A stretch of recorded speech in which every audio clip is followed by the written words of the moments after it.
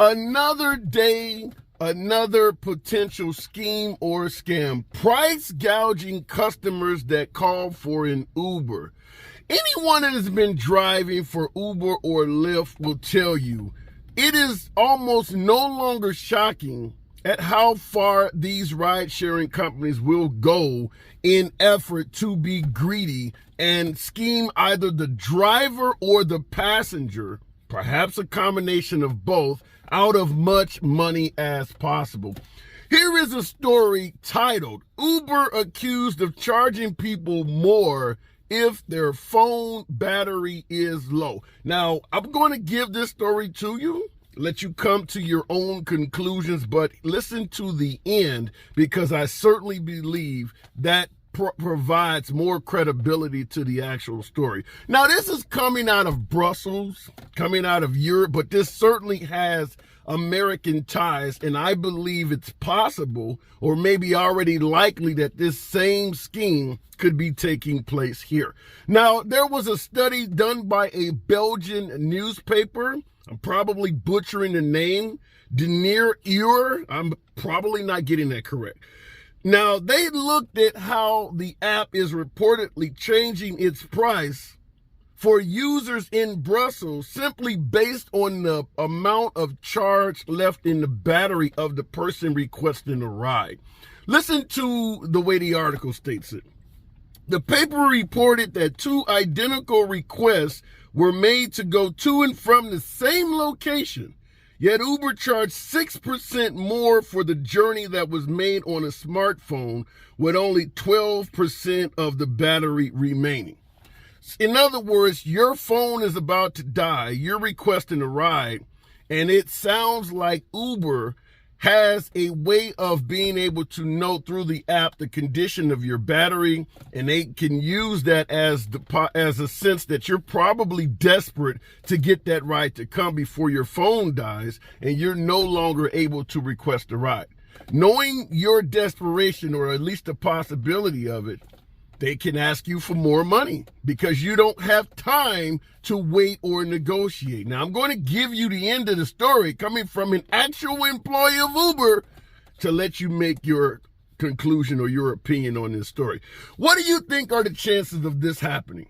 Now, for us drivers, rideshare drivers, we've been involved in a number of schemes and scams. Obviously, the biggest issue with this is transparency. Just like with us drivers, if you have no way of knowing the formula for how Uber or Lyft, in this case we're talking Uber, if you have no way of knowing what formula they use to determine how much your ride is going to cost, there's no way for you to know if you're being scammed.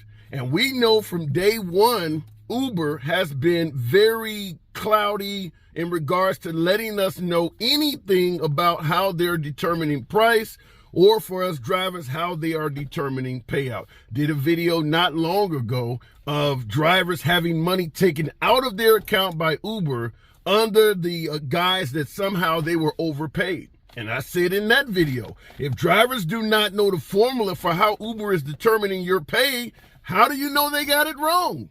No matter what they pay you, they can always come back and say, we paid you too much and we need some of it back. You don't know how the hell they came up with the number. So how do you know if they are wrong? Same thing applies to the passengers.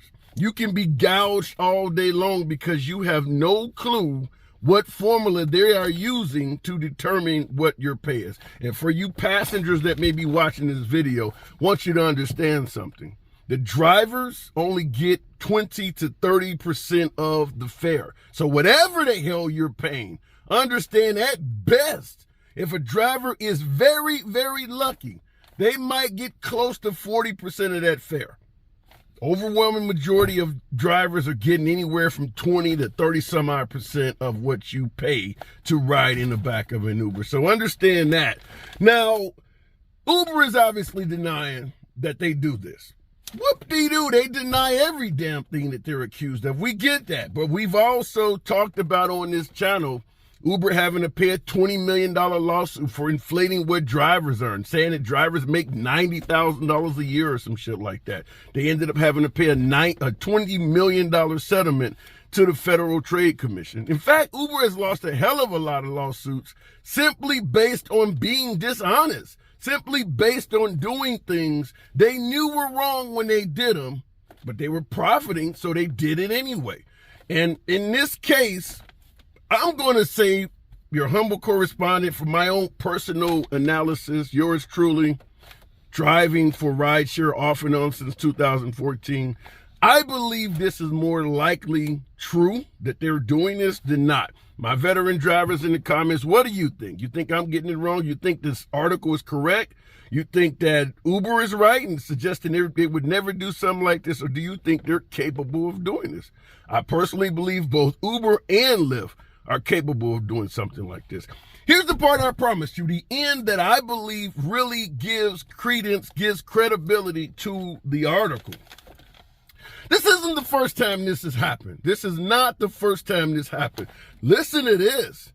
Back in 2016, some 7 years ago, a guy named Keith Chen, he is the former head of Uber's economic research, guy who determines the economics or how to make money for Uber. He is no longer there, but he was the former head of Uber's economic research department. In 2016, 7 years ago, during an interview with NPR, National Public Radio, he actually said that Uber found out that people with lower power levels on their battery, on their phone, are more likely willing to pay surge pricing.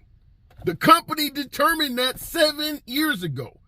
The head of economic research for the company came out and admitted that in an interview 7 years ago, that they, through their own research, were able to determine if the passenger's battery is low, they're more willing to pay surge pricing. Folks with a lot of charge left in their battery, look at the app to request a ride, see it's in 3, 4, 5 times surge. I'm going to have another couple drinks at the bar. I'll just wait until the surge goes away. They got full charge on their battery. They can afford to do that. Nevertheless, people with only 10, 12% on their battery cannot do that. The battery's going to be dead soon, and therefore you may not be able to request a ride at all.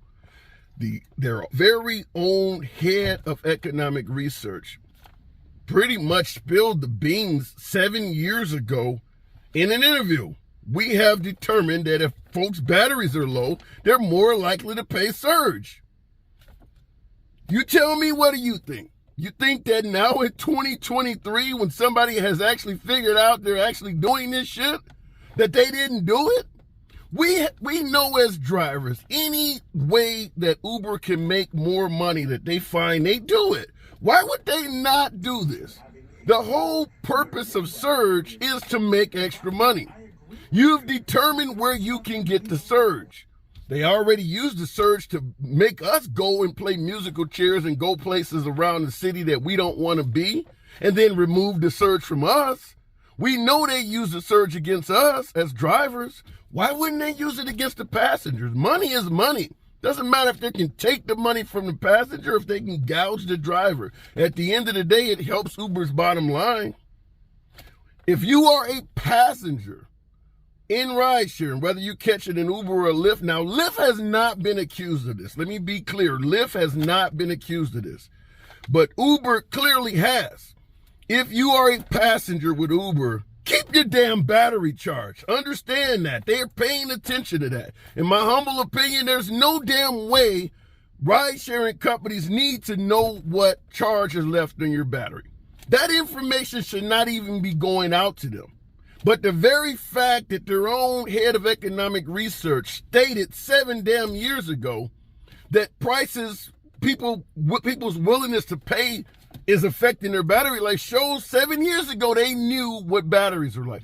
What other kind of information are they receiving on your phone? What the hell else are they using against you on your phone? Hell, what if you like to go to a Chinese massage parlor every week when your wife is out of town? You think they may be able to determine this person really likes to go to this place on Saturday nights? Every time you request a trip on Saturday nights, the surge happens to be there. It's not there for your neighbors. What else do they use? What other patterns from drivers, from passengers do they use against us to simply rip us off? For the drivers in the comments, do you think that there are patterns or things that you're doing as a driver that the company may be using to rip you off? We've already done videos showing that two drivers being offered the same damn trip are being charged different amounts of money. So we know that schemes and scams are being done on the drivers. Here's one being done on the passengers. They are using the information from your smartphone that has zero to do with requesting a ride to gouge you in terms of how much you pay for a trip, or for drivers, how much you earn from a trip. Passengers and drivers in the comments, speak out on this bullshit, because both of us are losing out to this greedy-ass company. I'm going to throw the word allegedly in there because they're saying they're not doing it. But I'm just going to give you my humble opinion. I believe this shit is clear as day. There's no way in hell I don't believe they're doing this. It's your boy Tim, as always. Subscribe to the damn channel, and I'll see you in the next video.